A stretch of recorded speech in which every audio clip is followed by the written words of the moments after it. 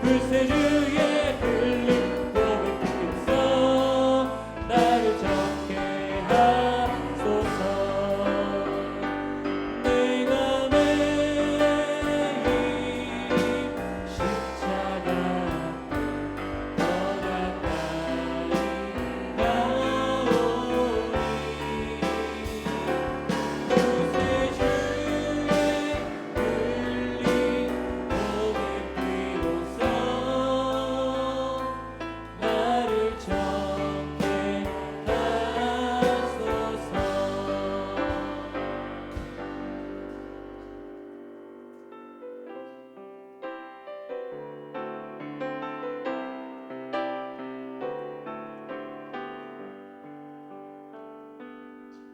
세상 모든 민족이 구원을 얻기까지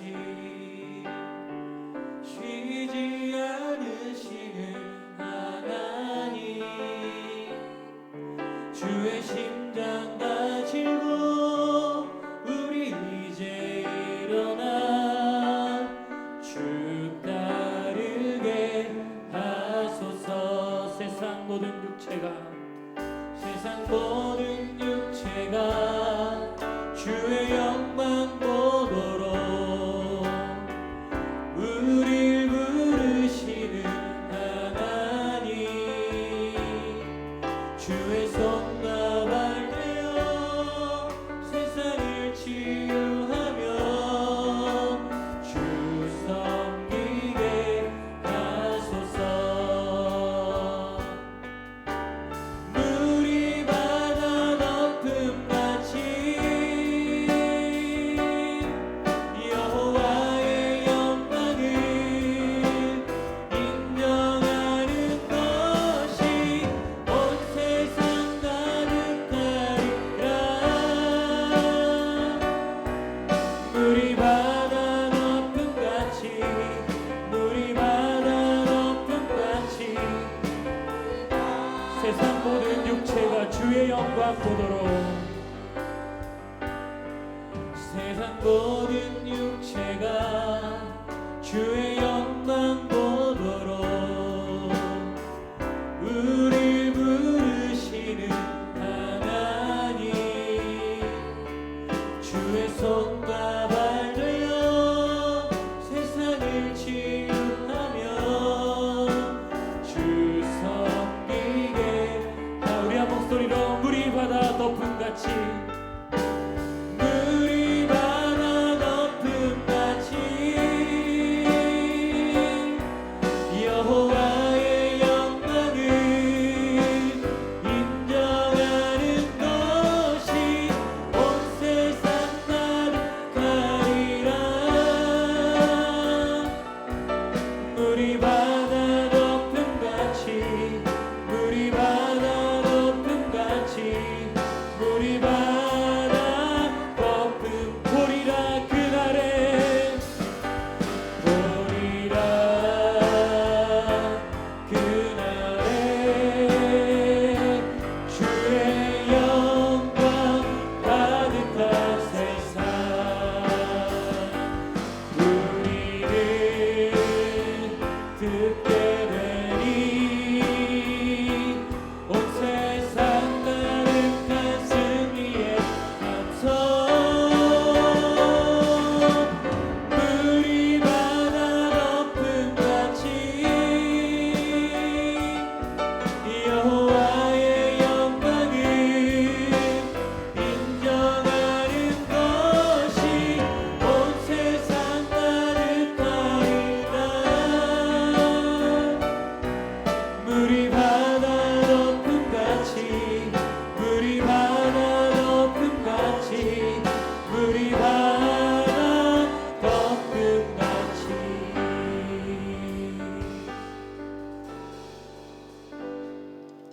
우리 함께 합기적으로 인사하겠습니다. 사랑하고 축복합니다. 인사하겠습니다. 할렐루야. 그의 성소에서 하나님을 찬양하며 그의 권능의 궁창에서 그를 찬양할지어다. 아멘.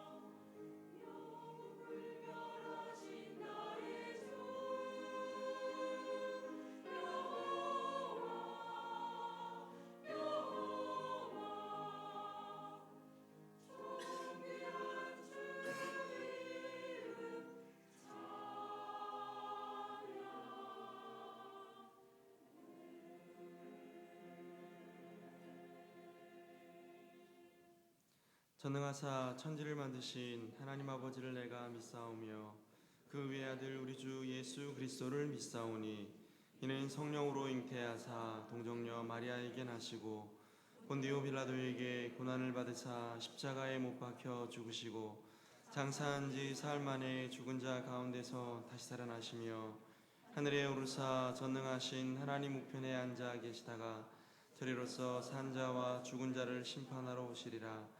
성령을 믿사오며 거룩한 공예와 성도가 서로 교통하는 것과 죄를 사하여 주시는 것과 몸이 다시 사는 것과 영원히 사는 것을 믿사옵나이다. 아멘. 한 주간의 삶을 돌아오며 참회의 기도를 드리겠습니다.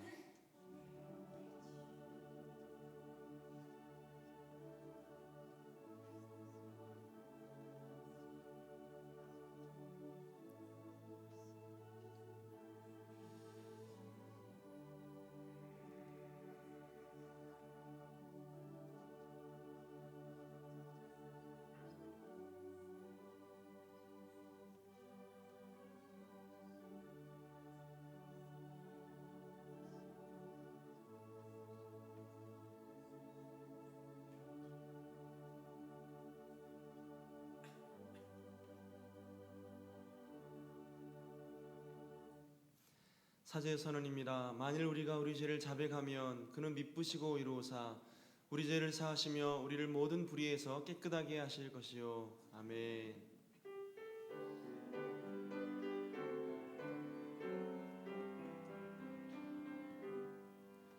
모든 영광을 하나님께 모든 영광을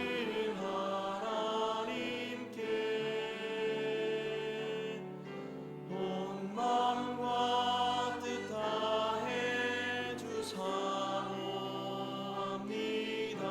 모든 영광을 하나님께.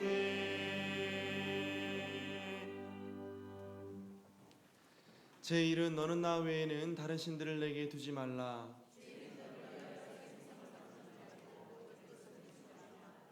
제3은 너는 내 하나님 여호와의 이름을 망령되게 부르지 말라. 제5는 내 부모를 공경하라. 제7은 간음하지 말라. 제9는 내 이웃에 대하여 거짓 증거하지 말라. 아멘.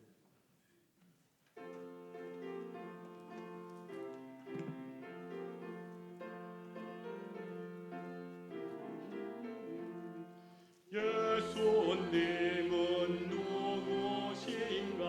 오는 자의 위로와 없는 자의 풍성이냐? 천한 자의 높음과 잡힌 자의 노인되고 우리 기쁨 되시네. 예수님은 누구신가? 약한 자의 강함과 눈먼 자의 빛이시냐? 병든 자의 고침과 죽은 자의 부활되고 우리 생명 되시네. 예수님은 누구신가? 추한 자의 정함과 죽은 자의 생명이며 죄인들의 충고와 멸망자의 구원되고 우리 평화 되시네. 예수님은 누구신가? 온 교회의 머리와 온 세상의 구주시며 모든 왕의 왕이요 심판하실 주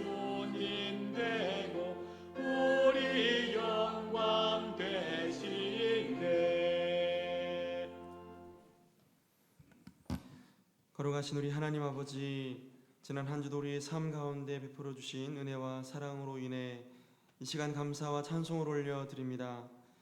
허물과 죄로 인하여 죽었던 우리를 독생자 예수 그리스도의 보혈을 믿는 믿음으로 구원해 주시니 감사합니다. 이런 구원의 은혜를 받고도 우리의 마음과 생각과 우리의 몸으로 때로는 하나님과 사람 앞에 범죄할 때가 있었음을 이 시간 고백합니다. 이 시간 우리의 모든 죄를 그리스도의 보배로운 피로 깨끗게 하여 주시고 우리의 모든 죄를 사하여 주시옵소서. 이 시간 주님의 교회를 위해 간구합니다. 지난 30년간 주님의 교회를 부흥케 하신 하나님께 영광을 올려드립니다. 주께서 피로 값을 주고 세우신 우리 교회를 통해 주님 영광이 밝히 드러나게 하시고 이 지역 사회와 나라와 민족 가운데 그리스도의 생명의 복음을 증거하는 교회로, 많은 영혼을 구원하는 교회로 우리 교회를 사용하여 주옵소서. 특별히 사랑하는 담임 목사님을 붙들어 주시옵소서. 이제껏 주님 은혜 가운데 정직하게 성실하게 목회를 감당해 오시다가 하나님 병상 가운데 계십니다. 많은 회복과 치료가 있게 하심을 감사합니다. 남은 모든 목회 기간에 더 큰 하나님의 은혜를 부어주시고 맡겨주신 사명을 끝까지 잘 감당할 수 있도록 은혜 내려 주시옵소서. 교회를 위해 세운 모든 직분자들의 삶과 가정과 사업에 복을 주시고 주 안에 형통하게 하여 주옵소서. 무엇보다 우리 다음 세대를 하나님께서 복 주시되 영아부에서 청년부에 이르기까지 하나님의 말씀 가운데 붙들림 받은 복음의 사람들이 많이 일어날 수 있도록 하나님 복을 내려 주시옵소서. 이 시간 우리가 드리는 예배 가운데 성령과 진리로 충만하게 하시고 말씀을 선포하시는 오계강 목사님을 붙들어 주셔서 선포되는 말씀을 통해 하늘의 은혜가 우리 가운데 임하는 귀한 시간 되게 하여 주옵소서. 시온 찬양대의 정성스러운 찬양을 기뻐 흠량해 주시고 모든 영광을 하나님께 올려드렸고 우리 구주 예수님의 이름으로 간절히 기도합니다. 아멘.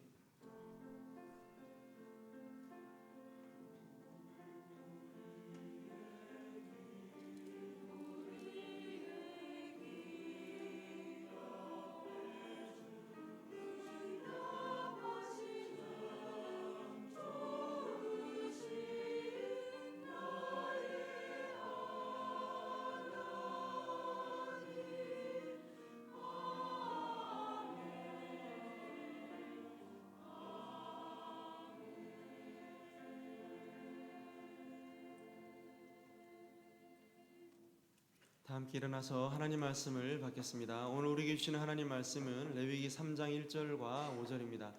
레위기 7장 15절로 18절 말씀을 제가 봉독에 올리겠습니다.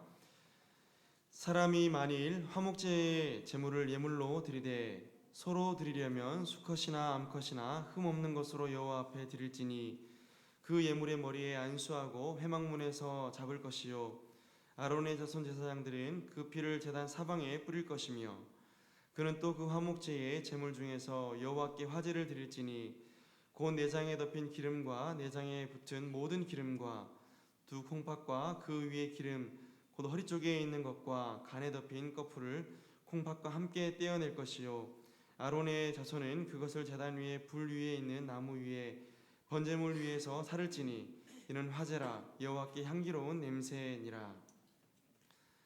7장 15절에서 18절 말씀을 제가 봉독에 올리겠습니다.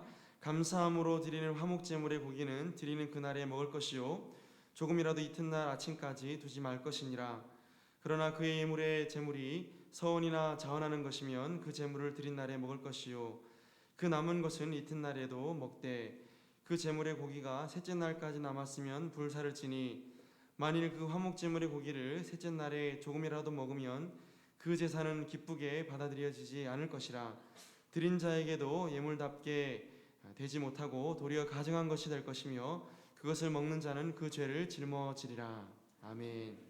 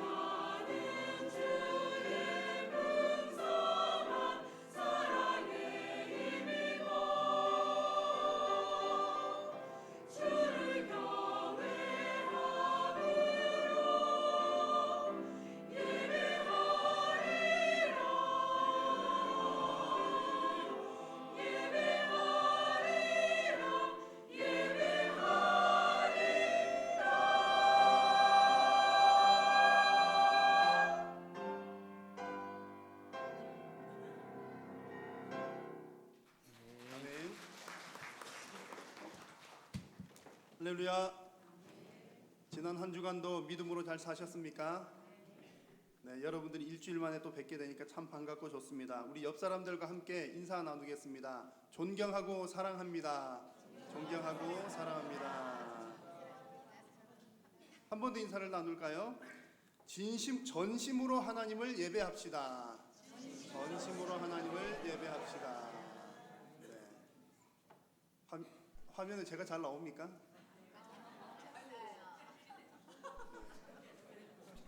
제가 저 모양으로 하고 있어야 될 것 같습니다. 왠지 느낌이. 그렇습니다. 네, 오늘 함께 읽은 성경 말씀은 여러분 읽으실 때 보셨겠지만 제사에 관한 성경 말씀입니다. 그런데 오늘 설교 제목 여러분 보셨습니까? 설교 제목에는 어떤 단어가 들어있을까요? 잔치라고 하는 단어가 들어있습니다. 제사와 잔치, 여러분 좀 어울리는 것 같습니까? 아니면 잘 어울리지 않는 것 같습니까? 좀 어울리지 않는 것 같기도 합니다. 그런데 곰곰이 생각해보면 잔칫날과 제삿날에 공통점이 있습니다. 혹시 여러분 무엇인지 아십니까? 제삿날과 잔칫날의 공통점. 제가 말씀드리면 오 목사님 저럴 줄 알아서 그러실 것 같은데, 제삿날과 잔칫날의 공통점은 음식이 많다는 겁니다. 아마 이제 몇 대를 거쳐서 믿음 생활하신 신앙의 가정에서는 아마 잘 모르실 수 있으실 텐데요. 저는 불신 가정에서 3대째 장손인데 처음 예수님을 믿은 사람입니다. 그렇기 때문에 저는 어릴 때부터 제사를 하는 것을 많이 봐왔습니다. 제삿날에는요 음식이 많습니다. 그래서 제가 어릴 때부터 신앙생활 하기는 했지만 제삿날을 좋아했습니다. 아니, 제사를 지내는 걸 절대 오해하지 마십시오. 그냥 음식이 있어서 좋아했다는 얘기입니다. 생선도 가장 큰 것이 있었고요. 과일도 평소에 보지 못하는 것, 어디서 구해오는지 모르겠습니다. 지금은 좋은 과일들이 많지만 그때는 제가 제삿날 때만 볼 수 있었던 큰 과일들이 있었습니다. 특히 저는 이제 어린 시절에는 유일하게 소고기라고 하는 것을 보는 날이 있었는데 그날이 바로 제삿날인 겁니다. 제삿날 아닌 때는 심지어 생일날에도 미역국에 소고기 넣지 않고 조개를 넣어서 끓여서 먹곤 했었습니다. 그래서 제삿날은요 음식이 많은 날이죠. 나중에 자세히 또 살피겠지만 오늘 말씀에서 읽은 화목제를 드리는 날에도 음식이 많습니다. 자, 그러면 화목제도 제사잖아요. 안 믿는 사람들이 드리는 제삿날에도 음식이 많고 하나님께 드리는 화목제를 드리는 날에도 음식이 많습니다. 그러면 이 제사나 저 제사나 비슷하고 같은 것일까요? 여러분 어떻게 생각하십니까? 같습니까? 다릅니까? 전혀 다릅니다. 원래 유교식의 제사는 효를 나타내는 효 사상입니다. 그래서 물론 제사가 이전부터 있었지만 우리나라에 들어온 것은 유교를 통해서 들어오게 되었을 텐데 공자는 원래가 무신론자입니다. 그래서 조상신 그런 거 섬기는 사람이 아니고 원래 공자도 스스로가 말하기를 죽음 이후의 세상에 대해서는 나는 모른다라고 분명하게 이야기를 했습니다. 그래서 공자가 제사를 제례로 발전시킨 것은 나라를 도덕적인 나라로 도덕국가로 만들려는 목적에서 사람들의 도덕심을 효사상을 고취시키기 위해서 그런 것들을 만들었던 겁니다. 그래서 원래 우리나라에 들어올 때 유교적 제사는 효와 관계된 그런 어떤 조상에 대한 공경을 나타내는 것이었습니다. 그런데 우리나라는 전통적으로 오래전부터 샤머니즘, 복을 비는 사상이 아주 오래전부터 깔려 있었습니다. 그래서 유교의 제사가 우리나라에 들어오면서 조상 공경 플러스 복을 비는 샤머니즘 이렇게 되었던 겁니다. 그래서 우리나라의 제사는 조상 공경 플러스 복을 비는 것. 자, 그러면 여러분 한번 질문을 해보겠습니다. 여러분 잘 모르실 수도 있을 텐데 우리나라 사람들은 조상에게 제사를 지낼 때 부모를 공경하는 마음이 더 많을까요? 복을 비는 마음이 더 많을까요?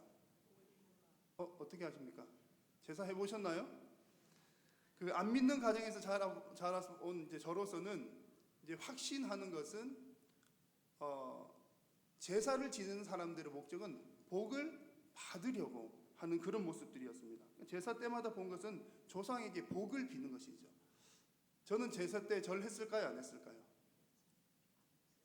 3대째 장손인데 저는 예수님 믿고 나서는 어릴 때부터 한 번도 절은 안 했습니다. 잘했죠? 아멘도 안 하시네. 자, 그런데 여러분, 그래서 어떻든 간에 그 안 믿는 사람들이 조상에게 제사를 지내는 것은 복을 받으려고, 복을 비는 것인데, 그런데 여러분, 죽은 조상이 복을 준다고 약속을 했을까요? 안 했을까요? 뭐 약속한 적은 없습니다. 그래서 사무제라든지 사십구제라든지 그런 거는 안 믿는 사람들이 지내는 제사입니다. 믿는 사람도 사무제, 뭐 사십구제 그런 거 하는 것 아닌 것이죠. 이런 제사들을 하는 이유는 죽은 혼령을 위로하거나 그 죽은 혼령이 좋은 데로 가기를 바라는, 그래서 49제를 천도제라는 표현을 쓰기도 하죠. 그렇게 하는 겁니다. 그래서 안 믿는 사람들은 혹여나 그 제사를 지내는 것은 복을 비는 의미가 있고, 또 더 나아가서는 혹여나 이 죽은 영혼이 소위 말해서 구천을 떠돌다가 좋은 데 못 가게 되면 구천을 떠돌다가 우리 살아있는 사람에게 혹시라도 해코지나 할까봐 그런 화를 안 당하려고 제사를 지내는 모습도, 그럼 제가 보기에는 그런 모습들이 훨씬 더 많습니다. 자, 그런 반면에 구약 시대에 나타나는 하나님께 드리는 제사는 어떤 의미였을까요? 하나님께 드리는 제사는 복을 주시려고 하나님께서 만드신 겁니다. 이 세상의 제사는 복을 받으려고 사람이 하는 것이지만, 성경에 나타나는 제사는 복을 주시려고 하나님께서 먼저 만드신 겁니다. 우리를 불러서 가까이 하시고 복 주시려고 제사를 만드셨다는 거죠. 오늘 말씀 가운데 나타나는 것은 수많은 제사들 가운데 그 화목제에 관한 제사입니다. 이 화목제라고 하는 것은 샬롬의 제사, 평강의 제사라고 말할 수 있습니다. 이 성경에서 나타나는 샬롬이라고 하는 것은 단순히 어떤 뭐 마음이 편안하다, 뭐 그냥 살기가 괜찮다, 그 정도 말하는 것이 아니라 이 히브리인들에게 있어서 이 샬롬이라고 하는 것은 매우 구체적인 개념이었습니다. 일상생활 속에서 하나님께서 함께 하시면서 뭐 마음의 평강뿐만 아니라 또 전쟁이 없는 상태뿐만 아니라 번창과 복지 등을 약속하는 상태이고, 또 더 나아가서는 하나님과 화목하게 되는, 하나님과 관계가 회복되는 그런 모습이 바로 샬롬의 모습이었습니다. 그래서 이 샬롬의 제사를 보게 되면 이 성경에 나타나는 샬롬의 제사는 이스라엘 백성들에게는 잔칫날이었습니다. 그냥 편안하다라고 하는 것이 마음 편한 것이 아니라 여러 가지 이런 복합적인 내용들을 다 담고 있었기 때문입니다. 먼저는 하나님과 화목하게 되기 때문에 잔칫날이 되는 것이고요. 제사를 드리는 이 사람은 죄사함의 은혜를 누려서 자기가 평안하기 때문에 그야말로 마음이 기쁘니까 잔칫날과 같은 것이고, 더 나아가서는 이날에 하나님께 드리는 제물을, 제사 제물을 함께 이웃들과 나누어 먹기 때문에 진짜 잔칫날과 같은 날이었던 것입니다. 그래서 화목제를 드리는 날은 잔칫날이었다. 제삿날인데 잔칫날이다. 여러분, 표현이 이상하긴 하지만 그렇게 의미를 받아들이실 수가 있습니다.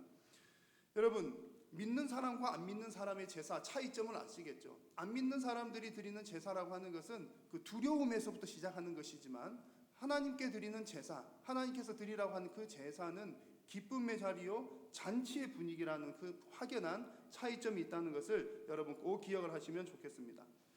지금 우리 그리스도인들은 이와 같은 제사를 드리지는 않습니다. 이미 구약 시대에 그냥 이야기일 뿐입니다. 그럼에도 불구하고 오늘 함께 이 화목 제사에 대한 내용을 나누고자 하는 것은, 우리가 화목제적인 삶을 살아가게 되면 우리의 삶도 하나님께서 기뻐하시는 날마다 잔칫날이 되는 그런 은혜가 있는 줄로 믿습니다. 그래서 오늘 이 성경 말씀을 통해서 이 화목제에 어떤 의미가 있는지를 우리가 한번 살펴보고, 여러분들의 이 신앙생활이 이 말씀을 잘 받아서 정말 화목제를 드리는 날마다 그런 삶이 되시고, 그래서 날마다 잔칫날 되시는 여러분의 삶이 다 되시기를 주님의 이름으로 축원합니다. 여러분, 아마 여러분 중에서 혹시 그 나무나 식물을 키워 보신 분들 있으실 겁니다. 그리고 텃밭을 가꾸는 분들도 계시겠죠. 아마 잘 가꾸셔서 열매를 많이 드시는 분들도 계실 겁니다. 반면에 누군가가 화분 같은 것을 주면 잘 못 키워서 금방 그 식물을 그 장례 치르기에 바쁜 그런 분들도 계실 겁니다. 제가 이제 그런 사람 중에 한 사람인데요. 최근에도 제가 화분 작은 것 하나를 장례를 치렀습니다. 원래 싱싱했는데 다 말라서 거의 풀만 조금 남은 그런 상태가 되었습니다. 우연찮게 제가 그 나무를 잘 키우는 분의 글을 보게 되었는데요. 이제 그 글을 보니까 제가 왜 식물을 못 키우고 이렇게 잘 말려 죽었는가를 좀 알게 되었습니다. 이제 그 글에는 뿌리의 발육학이라고 하는 이 책의 내용을 참고해서 쓴 그런 글이었는데요. 핵심은 이것입니다. 나무를 잘 자라게 하려면 뿌리를 잘 관리를 해야 된다는 것입니다. 뿌리가 잘 되어야 나무가 잘 자라고 식물이 잘 자라고 잘 열매를 맺는다라고 하는 겁니다. 그저 겉으로 보이는 잎이나 잎사귀 같은 것들은 뿌리가 얼마나 건강한가에 대한 하나의 드러나는 것일 뿐이지 그 근본은 뿌리에 있다는 거죠. 그래서 가장 중요한 것은 뿌리를 잘 관리하고 뿌리가 잘 자랄 수 있는 환경을 만들어 주는 것이 그 식물이 잘 자라게 할 수 있는 가장 중요한 원동력이 된다. 잎도 건강하게 되고 열매도 많이 맺는다. 그런 내용이었습니다. 자, 여러분, 그리스도인들에게 있어서 여러분의 인생에 있어서 가장 중요한 뿌리를 찾는다면 무엇일까요? 우리의 신앙을 잘 자라게 하는 뿌리를 찾는다면 무엇이겠습니까? 그것은 바로 하나님과의 수직적인 관계인 줄로 믿습니다. 누가 뭐라고 해도 하나님과의 관계가 가장 우선적으로 되어야, 하나님과의 관계가 잘 되어 있어야 우리 사람들 사이의 관계라든지 우리의 모든 하는 일들이라든지 모든 것들이 다 원만하게 되는 줄로 믿습니다. 반대로 하나님과의 관계가 제대로 되어 있지 않으면 마치 뿌리가 제대로 관리가 되지 않아서 금방 마르거나 뿌리가 썩거나 하는 그런 일들이 나타나는 식물과 같다는 얘기입니다. 그래서 하나님과 이 화목하는 것이 가장 중요한데, 하나님과 화목하는 것이 바로 우리의 뿌리를 잘 관리하는 것이요, 이것이 우리 인생의 모든 문제를 풀어나가는 가장 중요한 원동력이 되는 줄로 믿습니다. 그래서 오늘 우리가 함께 나누는 이 화목제라고 하는 것이 바로 하나님과의 관계를 잘 맺어나가는 그런 원만하게 하는 제사입니다. 화목제의 종류에는요, 감사제, 자원제, 서원제라고 하는 세 가지의 종류가 있는데, 이 모든 제사들, 화목제들은 특징이 몇 가지가 있습니다. 하나는 뭐냐면 이 모든 것들은 다 강제적인 것이 아니라 자발적으로 드리는 제사라는 점입니다. 그래서 특별히 정해진 때에 이날에 드려야 된다라고 하는 것이 아니라 원하면 언제든지 드릴 수 있는 것이 화목제였습니다. 그래서 이 화목제들을 보시면 이제 감사제 그리고 서원제, 자원제가 있다고 했는데, 하나님께 감사하는 일이 있어서 드리는 화목제를 드린다고 했을 때 그 사람의 마음 상태는 어떨까요?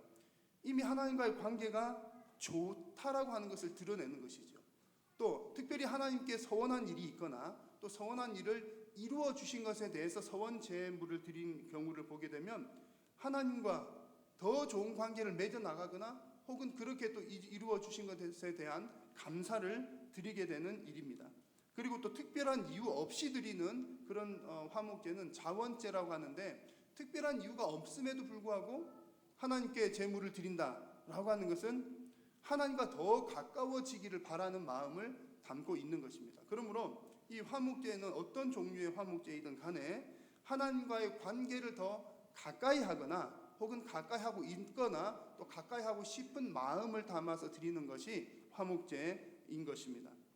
그래서 여러분들도 그렇지 않을까요? 누군가에게 감사한 일이 있을 때 그 감사를 표현한다면 여러분 어떤 것으로 감사를 드리겠습니까?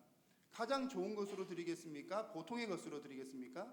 당연히 가장 좋은 것으로 그 감사의 마음을 표현할 것입니다. 그래서 이와 같이 화목제를 드릴 때는, 그 하나님 앞에 드릴 때는 가장 좋은 것으로 드리라고 오늘 성경에서는 말씀을 하고 있습니다. 오늘 말씀 가운데 나타나는 가장 좋은 것에 해당되는 표현이 두 가지가 나오는데요. 첫 번째는 흠 없는 것이라고 하는 표현입니다. 오늘 읽은 레위기 3장 1절 말씀을 보시면 한번 같이 읽겠습니다. 사람이 만일 화목제의 제물을 예물로 드리되 소로 드리려면 수컷이나 암컷이나 흠 없는 것으로 여호와 앞에 드릴지니. 아멘. 중요한 것은 무엇을 드린다고요? 흠 없는 것. 화목제는 암컷도 괜찮고 수컷도 괜찮습니다. 보통은 다 수컷을 드리는데 화목제는 상관없이 괜찮고 소든 양이든 염소든 흠 없는 것을 드린다는 것이 중요합니다. 흠이 없다라고 하는 것은 완전한 것을 의미합니다. 만약에 흠이 있는 것을 드리게 되면 하나님이 기뻐 받으시기는커녕 오히려 하나님이 진노하신다라고 말씀을 하기도 합니다. 그래서 우리가 흠 없는 것을 가져오기 위해서는 어떻게 해야 될까요? 흠 없는 것을 잘 준비를 해야 되겠지만 혹여나 흠이 있나 없나를 잘 살피는 것이 중요합니다. 원래 흠이 없는 것을 가지고 오다가도 하나님께 제사 드리는 곳 가까이 와서 한 번 더 확인을 또 해야 되는 것이죠. 만약에 흠이 있는 것을 드리게 되면 하나님의 진노를 받을 수 있기 때문에 그랬습니다. 그래서 제물을 가지고 오는 사람은 그 제물에 흠이 있나 없나를 꼼꼼하게 살펴야 했습니다. 그리고 흠이 있다면 바꾸든지 제외시키든지 그렇게 했었어야 됐습니다. 그래서 우리가 하나님 앞에 하나님께서 흠 없는 것을 드리라 라고 하신 말씀은 우리의 가장 좋은 것을 하나님께 드린다는 의미인데, 여러분은 하나님께 가장 좋은 것으로 드릴 때 어떤 방법으로 드리게 됩니까? 우리가 최고의 것을 드린다는 것은 나 자신을 꼼꼼하게 살펴서 하나님께 드린다는 의미를 갖습니다. 재물을 가져올 때 그 재물이 흠이 있나 없나를 살피는 것처럼 여러분들이 하나님 앞에 나아갈 때는 내 자신이 하나님께 앞에 흠이 있나 없나를 살펴야 한다는 얘기입니다. 무엇을 보고 살필까요?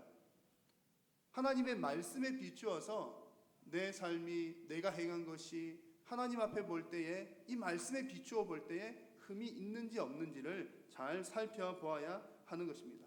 만약 여러분, 우리가 하나님 말씀에 비추어서 내가 이런 흠이 있구나라고 하는 것을 발견하게 되었다면 그 다음에는 어떻게 해야 되는 겁니까? 하나님께 용서를 구합니다. 그러면 회개를 합니다. 그러면 하나님께서 용서해 주십니다.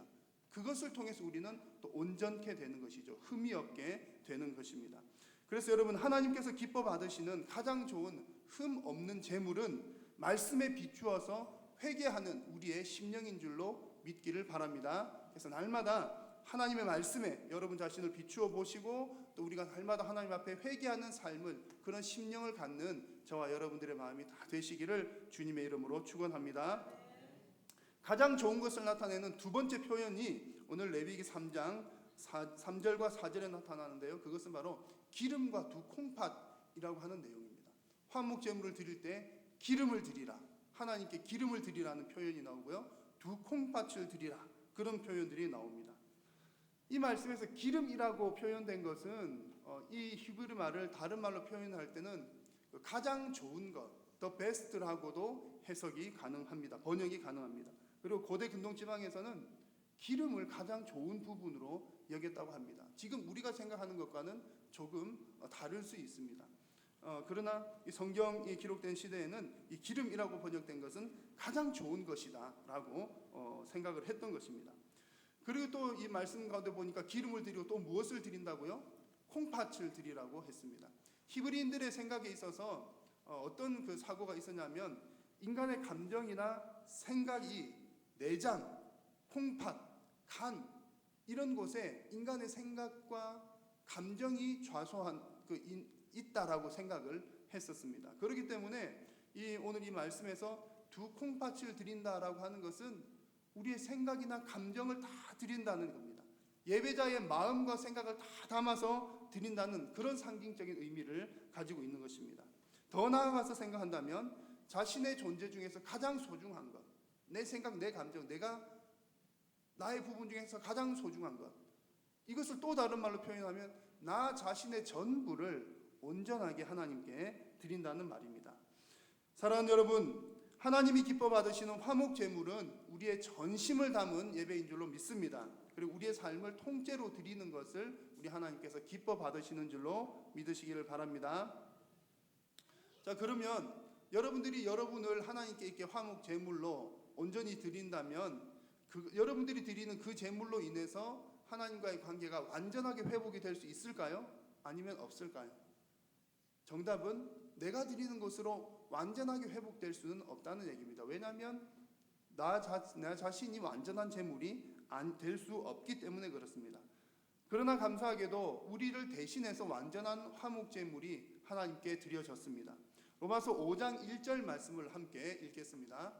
그러므로 우리가 믿음으로 의롭다 하심을 받았으니 우리 주 예수 그리스도로 말미암아 하나님과 화평을 누리자. 아멘. 우리가 하나님과 화평을 누릴 수 있는 근본적인 가능성이 어디에 있습니까? 오직 예수님에게 있습니다. 전적으로 예수 그리스도에게 우리가 하나님과 화목할 수 있는 그 가능성이 있다는 얘기입니다. 내가 아무리 나 자신을 10번, 100번, 1000번 드리더라도 근본적으로 우리를 통해서 하나님과 화목해 될 수는 없습니다. 우리가 하나님과 화평하게 된 것은 오직 하나님의 은혜요, 예수 그리스도를 통해서 하나님과 평화를 누리게 된 줄로 믿으시기를 바랍니다. 그러므로 여러분, 하나님과의 완전한 화평 제물이 되신 예수 그리스도께 날마다 감사하시는 여러분 다 되시기를 주님의 이름으로 부탁드립니다. 그럼에도 불구하고 나 자신도 역시 하나님께 제물로, 화목 제물로 계속해서 드려야 할 줄로 믿습니다. 왜냐하면 내가 나 자신을, 나의 전부를 하나님께 드리는 것은 하나님과 화목하기를 바라는 나의 신앙 고백을 하나님께 드리는 것이기 때문에 그렇습니다. 나 자신을 드린다는 그것 자체가 어떤 효력을 발휘하는 것이라기보다 나도 예수님처럼 하나님 앞에 온전하게 바쳐지기를 바랍니다라고 하는 우리의 신앙 고백이 담겨져 있기 때문에 우리는 날마다 하나님께 나 자신을 드려야 할 줄로 믿습니다. 그래서 우리가 이와 같이 나 자신을 하나님께 온전한 제물로 드림으로 하나님과의 관계가 잘 되어 있으면 우리의 인생의 뿌리는 지금 제대로 내려지고 있는 것이요, 또 우리의 인생의 뿌리는 제대로 관리가 되고 있는 줄로 믿습니다. 여러분, 뿌리만 잘 내려지면 풍성한 열매를 걷는 것은 시간 문제입니다. 뿌리가 잘 내려져 있으면 머지않아 풍성한 열매, 풍성한 잎사귀들이 나오게 되는 것입니다.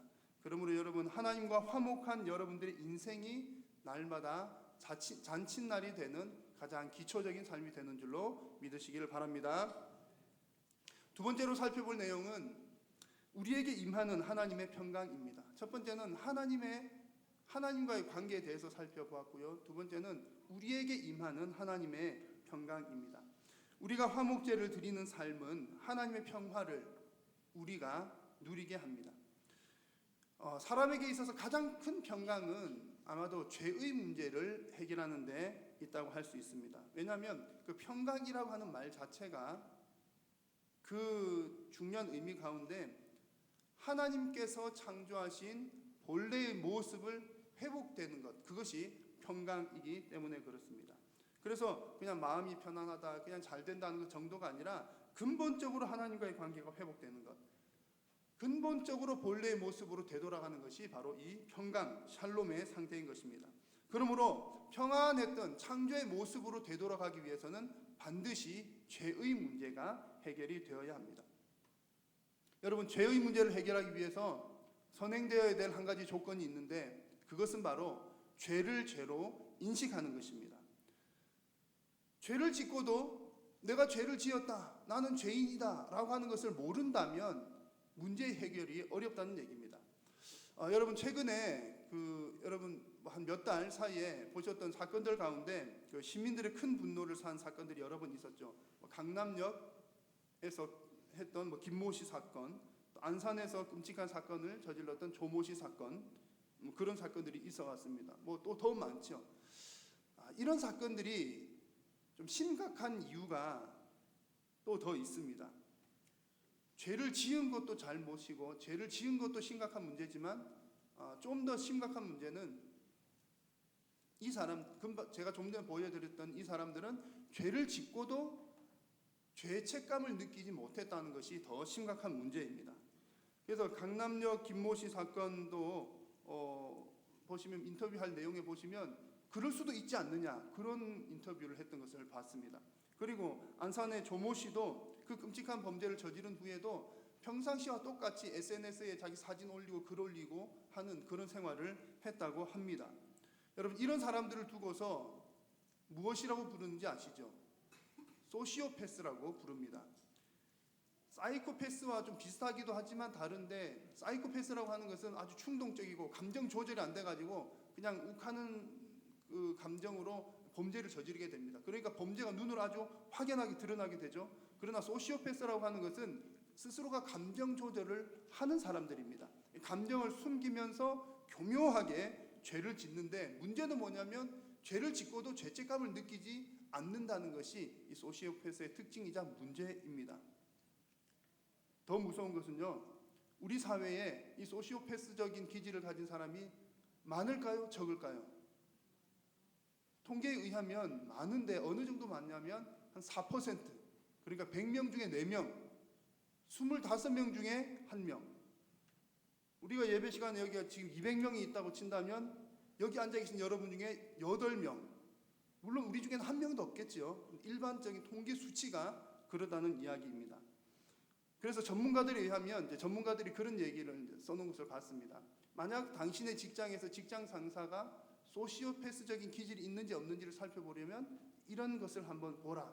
그런 게 있었는데요. 한번 들어보십시오. 여러분 직장에서 직장 상사가 이런 사람이라면 그럴 가능성이 있다는 얘기입니다. 먼저는 매우 신사적이기도 하고 잘 웃기도 하는데, 그런데 이상하게 결과를 보면 내가 괴롭힘을 당하고 있는 겁니다. 신사적이에요. 잘 웃어요. 별 문제가 없는 것처럼 보여요. 그런데 맨날 내가 당하고 있는 겁니다. 결국 따지고 보니까 내가 손해보고 내가 그렇게 괴롭힘을 당하고 있는 겁니다. 그런 직장 상사가 있다면 의심해 볼 필요가 있다라고 제 이야기가 아니라 어느 전문가의 글을 통해서 본 내용입니다. 왜 그러냐면 이 소시오패스라고 하는 사람, 그런 기질을 가진 사람은 매우 지능적으로 사람을 괴롭힌다고 합니다. 자기는 죄책감을 느끼지 않은 채 매우 지능적으로 결국은 사람을 괴롭게 만드는 그런 사람들. 그렇기 때문에 겉으로 봐서는 잘 모르는 경우들이 많다고 합니다. 자, 그런데 제가 지금 이 소시오패스 이야기를 드리는 것은 그냥 그 사람들을 폄하하기 위해서 드리는 말씀이 아니라 남 이야기라서 이제 그런 나쁜 사람들 그 얘기를 드리려고 하는 것이 아니라, 여러분 우리 믿는 사람들이 사실은 더 민감하게 그런 부분에 대해서 반응을 해야 합니다. 우리 믿는 우리들 마음속에도 그와 같은 기질이 있지 않은지 우리 자신을 스스로 살펴보자는 의도입니다. 그래서 우리가 죄의 문제를 해결하기 위해서는 조나단 에드워즈도 이야기했듯이 그 죄가 얼마나 심각하고 죄가 얼마나 무서운 것인지를 여러분 깊이 깨달아야 됩니다. 내가 가지고 있는 이 죄성이 얼마나 악하고 추악한 것인지를 먼저 깊이 깨달아야 그 다음에 죄에 대한 문제를 해결해 나갈 수가 있다는 얘기입니다. 여러분 죄를 짓고도 죄에 대한 심각성을 알지 못하는 사람은 너무나 불쌍한 사람입니다. 왜냐하면 회개의 기회를 얻지 못하기 때문입니다. 우리가 다 죄를 짓죠. 저도 죄를 짓고 누구도 죄를 짓고 다 죄를 짓습니다. 그러나 참 감사하게도 회개하면 하나님께서 용서해 주신다고 했습니다. 그런데 죄를 짓고도 죄인 줄 모르거나 죄를 짓고도 회개하지 않는다면 그것은 가능성이 없는 것이죠. 그래서 여러분, 만약 그리스도인들이 죄의 심각성에 대해서 점점점 무뎌진다면 그것은 하나님의 은혜를 점점점 잃어가고 있다, 이렇게 생각하셔도 맞는 이야기입니다. 그래서 여러분, 죄의 문제를 해결하기 위해서는 반드시 죄에 대해서 깊은 심각성을 가져야 한다는 사실 꼭 기억하시길 바랍니다. 자, 그렇게 해서 이 죄가 심각하구나라고 하는 것을 깨달은 후에 오늘 말씀해 보니까 그 죄를 해결을 해야 되는데 어떻게 해결하느냐? 3장 2절 말씀에 이렇게 나옵니다. 그 예물의 머리에 안수하고 회막문에서 잡을 것이요 아론의 자손 제사장들은 그 피를 제단 사방에 뿌릴 것이다 라고 말씀을 했습니다. 피를 어떻게 한다고요? 뿌린다라고 말했습니다. 그런데 여기서 뿌린다라고 하는 표현은 그냥 뿌린다라고도 이렇게 번역을 할 수가 있지만 붓는다라고도 번역을 할 수가 있습니다. 그래서 NRSV 성경에서는 살짝 뿌리는 것이 아니라 그 제단을 향해서 이렇게 붓는다라고 하는 의미를 담은 단어로 번역을 하기도 했습니다. 그래서 붓는다라고 하는 것이 좀 이렇게 와닿는 것은 뭐냐면 피는 무엇을 상징합니까? 피는 생명을 상징합니다. 그래서 피가 이렇게 끼얹어진다는 것은 그 제물의 생명이 여호와께 쏟아 부어지는 것을 말합니다. 생명을 쏟아 붓는다는 것이지요. 여러분, 예수님께서 십자가에서 물과 피를 다 쏟아 부으심을 통해서 다 쏟아 부으심으로 우리의 죄를 다 해결해 주셨습니다.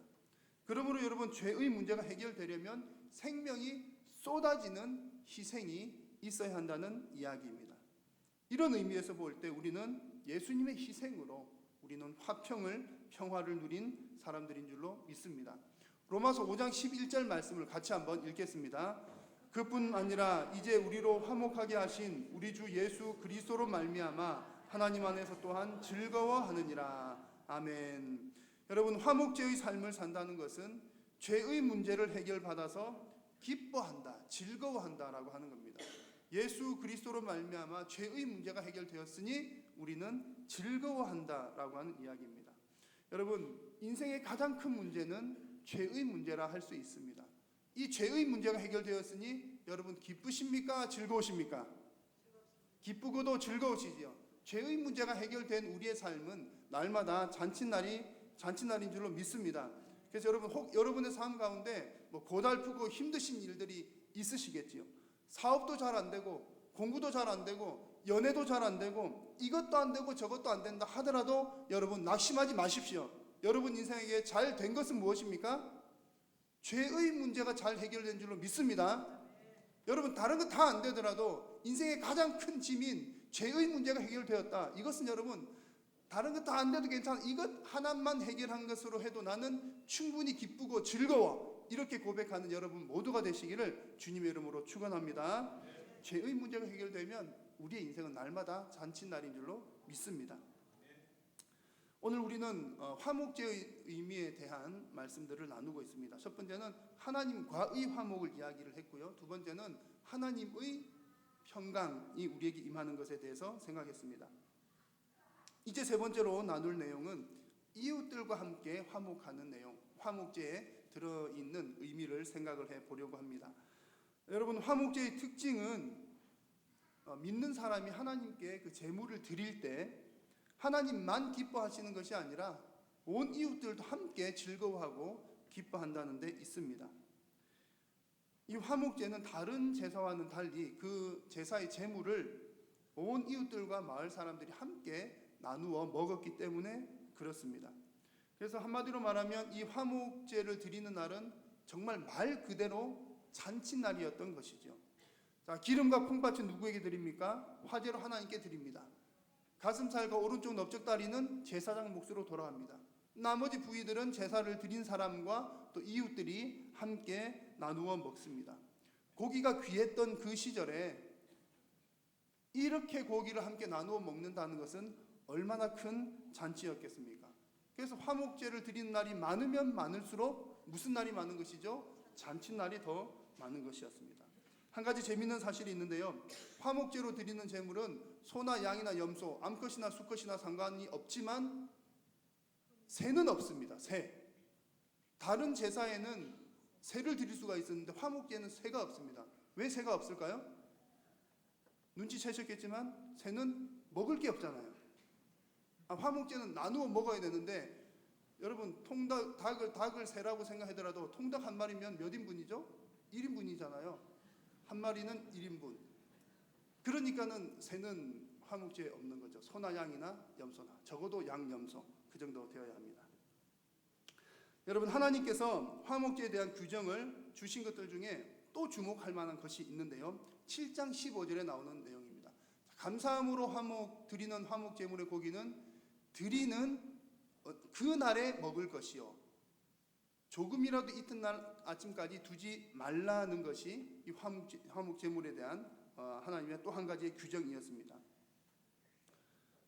화목 제물 중에서도 감사제는 그날에 먹었어야 됐고요, 서원제와 자원제는 이튿날까지는 먹을 수가 있었습니다. 그러나 역시 3일째 날은 먹으면 안 되고 어쨌든 그날 혹은 그 다음 날까지 다 먹었어야 했습니다. 여러분, 하나님께서 왜 이런 규정을 주셨을까요? 제사 드리는 그날 다 먹어야 된다. 왜 이런 이유를 주셨을까요? 두 가지 이유를 듭니다. 보통 하나는 위생의 문제고요, 또 하나는 그 나눔의 문제입니다.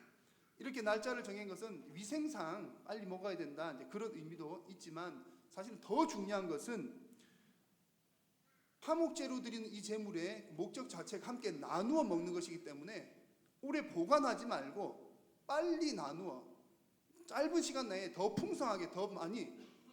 오늘 소가 지금 한 3마리가 있습니다. 3마리를 잡았는데 우리가 다 먹기에는 한 마리밖에 못 먹어요. 나머지 2마리는 어떻게 해야 되죠?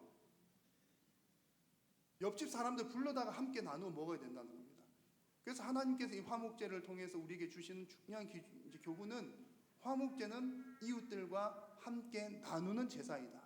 그야말로 이웃과 함께 벌이는 잔치이다 라고 하는 것입니다. 이웃과 아낌없이 나누라 라고 하는 하나님의 음성이 이 가운데에 들어있는 것입니다.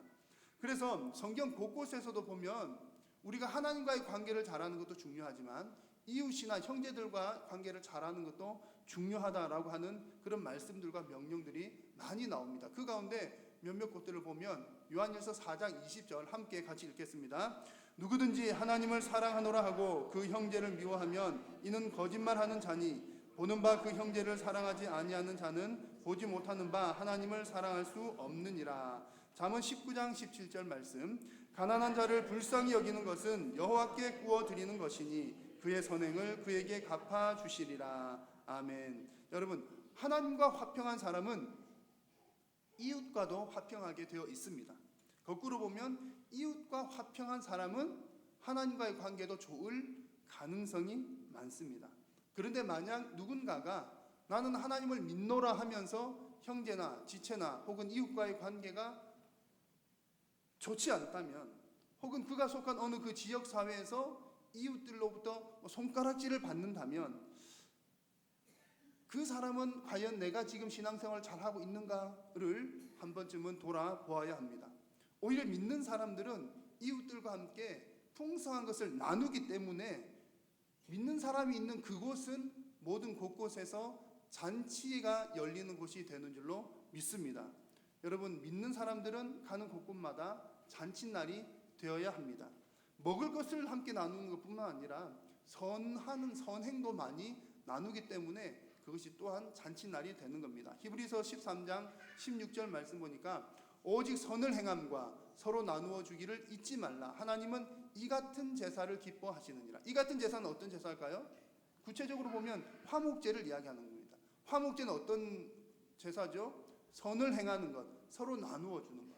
하나님은 이 같은 제사를 기뻐하십니다. 그러므로 우리가 화목제적인 삶을 산다는 것은 지금 소나 양이나 그런 것을 잡는 것은 아니지만 신약 시대도 역시 마찬가지로 선을 행하는 것, 또 서로 나누어 주기를 기뻐하는 것, 이런 것들을 통해서 우리는 화목제적인 삶을 살아가게 되는 것입니다. 제가 아는 몇몇 그룹들이 있는데요. 제 친구의 그룹들 가운데도 있고 혹은 집사님들 아는 분들 가운데도 있는데 믿는 사람들의 친교 모임입니다. 친교 모임인데 그 모임에서 어떤 일들을 하냐면 선한 일들을 도모합니다. 예를 들면 우리 그냥 친목 모임인데 우리가 모여서 우리끼리 먹고 즐겁게 할 게 아니라 가난한 사람, 어려운 이웃을 찾아서 돕자, 또 선교사님들을 돕자, 그렇게 하는 소그룹 모임들, 개인적인 모임들이 제가 아는 몇몇 모임들이 있습니다. 이런 모임들은 믿는 사람들의 모임인데 이런 모임들은 화목제를 드리는 모임이다, 이렇게 말씀을 드릴 수가 있습니다. 자, 여러분, 이런 모습을 가지고 모이는 모임들은 모일 때마다 잔칫날일까요? 제사날일까요? 잔칫날이겠지요. 그야말로 모일 때마다 잔칫날입니다. 왜냐하면 이웃들과 함께 풍성하게 나누는 모임이기 때문에 그렇습니다. 그래서 여러분들이 만약 어떤 개인적인 믿는 사람들과의 개인적인 모임을 가지고 계신다면 이런 모임이 되시기를 바랍니다. 모여서 함께 더 풍성하게 나누는, 선을 행하고 나누기를 기뻐하는, 그것이 바로 하나님께서 기뻐 받으시는 제사가 되는 줄로 믿습니다. 그래서 오늘 예배하는 여러분 모두의 삶이 이웃과 풍성하게 나누는 화목제의 삶을 살아가시기를 주님의 이름으로 축원합니다. 그래서 여러분이 있는 모든 곳이 날마다 잔칫날이 되시기를 주님의 이름으로 축원합니다. 여러분, 오늘 우리는 이 화목제의 삶에 대해서 말씀을 함께 나누었습니다. 우리가 하나님과 화목하게 되는 것은, 화목하게 된 것 그것 자체가 가장 큰 기쁨이요, 하나님과 화목하게 되는 것이 우리의 삶의 뿌리와 같았습니다. 그리고 죄의 문제를 해결받아서 우리가 화평을 누리는 것도 또한 큰 기쁨이요, 다른 것 아무것도 없어도 죄 문제를 해결받았다, 이것 한 가지만 해도 여러분 우리의 삶은 잔칫날인 줄로 믿습니다. 그리고 이웃들과 함께 나눌 수 있는 것, 정말 큰 잔치요 기쁨입니다. 하나님께서 여러분들에게 나눌 수 있는 더 큰 마음과 더 많은 물질을 주시기를 주님의 이름으로 축복합니다. 그래서 이 모든 것이 다 잔칫날과 같습니다. 그래서 여러분들의 개인적인 삶들, 그리고 우리 한일교회 위에 이런 은혜와 기쁨이 풍성하게 넘치므로 날마다 잔칫날 되시기를 우리 주님의 이름으로 축원합니다. 기도하겠습니다. 하나님, 고맙고 감사합니다. 하나님께서 부족하고 연약한 저희들에게 평강의 왕으로 다가와 주시고 예수 그리스도를 통하여 하나님과 화목하게 하시며 우리의 죄를 문제를 해결받음으로 우리가 평강을 누리게 하심을 감사합니다. 이제 하나님, 우리가 세상 가운데 나아가서 화목제적인 삶을 살아 이웃들과 풍성하게 나누는 삶을 살기를 소원하오니 성령께서 함께 하시고 우리의 삶을 통하여 하나님 영광 받아 주옵소서. 예수님의 이름으로 기도드립니다. 아멘. 교회 소식을 몇 가지 전해드리겠습니다. 오늘 오후 예배는 김기복 선교사님께서 오셔서 말씀을 증거해 주시겠습니다. 이번 주일 금요 구역 예배는 연합 구역 예배로 모입니다. 금요일 오전 11시 본당으로 모이셔서 함께 예배할 수 있기를 바랍니다. 오늘 오전 3부 예배 후에는 정기 재직회로 본당에서 모이겠습니다. 7, 8월 달에 여름 성경학교와 수련회가 계속 일정이 나와 있습니다. 주보에 나온 일정 그리고 구체적인 주제와 그런 것들 이제 게시가 되게 되면 보시면서 계속 기도로 중보해 주시기 바랍니다. 교사들과 또 각 부서에서는 이미 준비 체제에 들어갔습니다. 많이 기도해 주시기를 바랍니다. 안수 집사님들 주일 공예배 수전하는 방식이 조금 바뀌었습니다. 6월 달까지는 기존 방식대로 담당하신 한 분께서 한 달을 담당을 하시게 되는데 이제 우리 안수 집사님 숫자가 좀 많이 늘기도 해서 한 주일씩 담당하시는 걸로 좀 바뀌게 되었습니다. 우리 당회에서 결정한 사항이라 또 자세한 내용들은 홈페이지와 또 개인적으로 전달을 해드리겠습니다. 스마트 요람을 사용하시면서 개인정보 유출에 대해서 조금 염려하시는 분들이 계십니다. 주보를 잘 참고해 주시고요. 우리 스마트 요람 좀 안전하게 잘 되어 있으니까 혹은 또 원치 않으시는 분들은 개인정보 유출 우리 교회 내에서도 좀 원치 않는다 하는 분들 혹 계시면 우리 교육자실로 문의해 주시기를 바랍니다. 오늘 점심 식사는 김창신 이세미 성도님 가정에서 대접합니다. 찬송하겠습니다.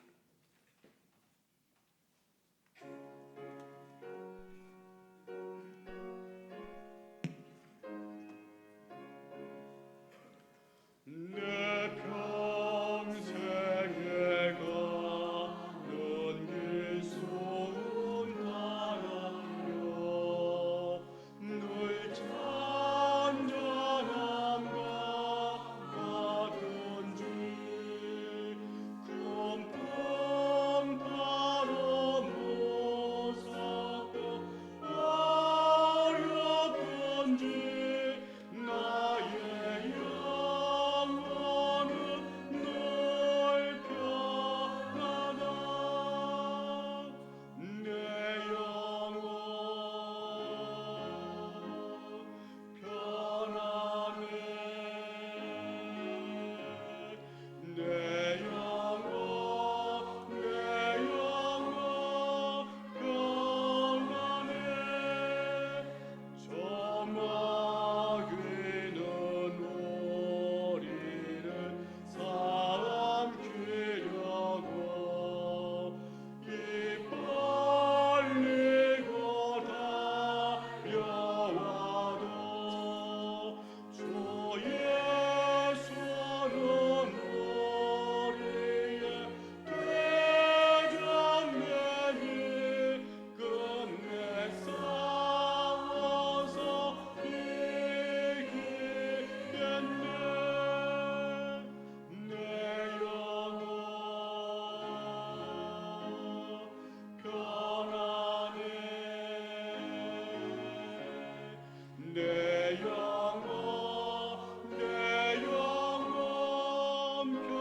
편하네. 내 지은데 조금빛 같더라도 주 예수께 따르며 주 십자가 비로소 다시 쓰사 있는보다 더 정하겠네. 내 영혼 편하네. 내 영혼 편하네. 저 공중에 구름이 일어나며 큰 나팔이 울릴 때에 주 오셔서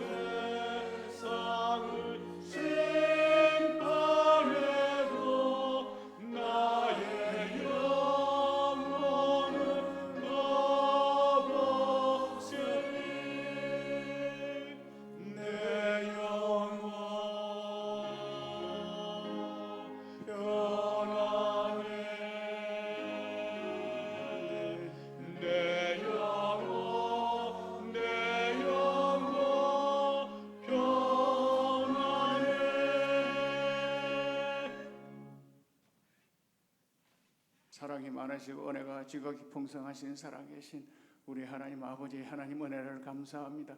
오늘 주일날 주일 성수를 하면서 얻은 소득의 11조를 봉헌에 올립니다. 감사 예물, 성교, 장학, 구제 예물, 기타 여러 예물들을 하나님 앞에 드립니다.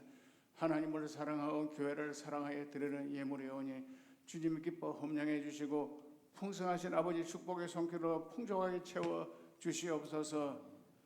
우리 주 예수 그리스도의 크신 은혜와 아버지 하나님의 무한하신 사랑하심과 성령님의 교통하심과 위로하심과 충만케 하심과 넘치도록 축복해 주시는 역사, 오늘 예배하는 우리 온 성도들 머리 위에와 가정과 하시는 모든 일들 위해 영원 무궁토록 함께 있을지어다. 아멘.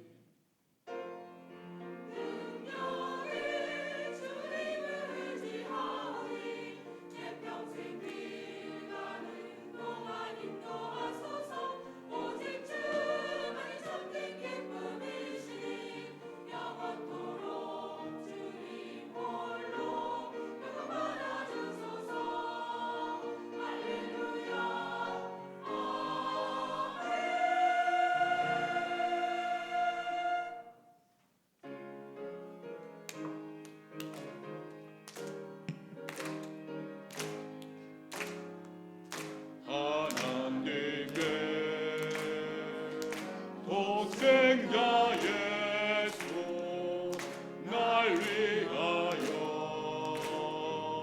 오시었네. 내 모든 죄 사하시려고 십자가 지셨으나 다시 사셨네. 살아계신 주 나의 참된 소망, 두려움이 사라지네. 사랑의 존재 날 길 인도하니 내 모든 삶의 기쁨 너희 충만하네. 예배를 마쳤습니다. 한 주도 주 안에 승리하시기 바랍니다.